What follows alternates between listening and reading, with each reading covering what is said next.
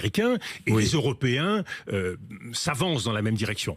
Le risque balistique, le fait que l'Iran continue à développer ses capacités balistiques et peut constituer de ce point de vue-là un véritable danger régional. Et il y a un deuxième élément, c'est la contribution négative de l'Iran à la sécurité et à la stabilité de la région. On le voit notamment au Yémen, au Liban, en Irak. Dans ce contexte-là, on voit bien que c'est bien en ne mêlant pas l'ensemble de ces dossiers qu'on est le plus susceptible d'avancer. Le régime qui a accepté, dans la douleur, de signer cet accord de juillet 2015 ne peut pas aujourd'hui aller plus loin.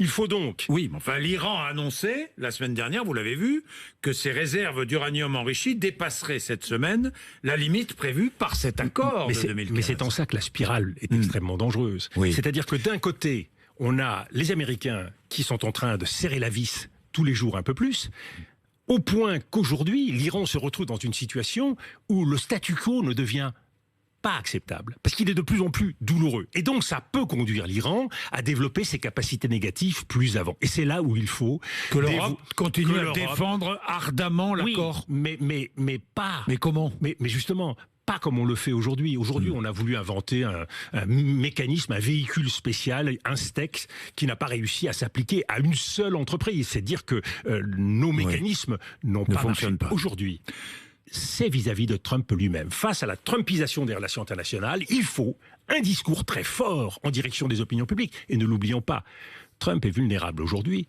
parce que dans un an, il y a des élections aux États-Unis. Et le peuple américain, les États-Unis, ce ne sont pas une île. Nous pouvons aujourd'hui envoyer des messages extrêmement forts aux Américains de responsabilité. On ne peut pas être la première puissance mondiale et agir en grand perturbateur du monde. Et ça, c'est le message que la France et que l'Europe doivent adresser aujourd'hui en direction des États-Unis, et pas seulement à Trump lui-même. C'est le message qu'Emmanuel Macron doit adresser à Donald Trump lorsqu'il veut le rencontrer à la fin de la semaine à Osaka. Cela fait des mois que je plaide en ce sens, pour ne pas dire des années, et en particulier lorsque Emmanuel Macron s'est rendu aux États-Unis, il est temps de dire son fait à Donald Trump.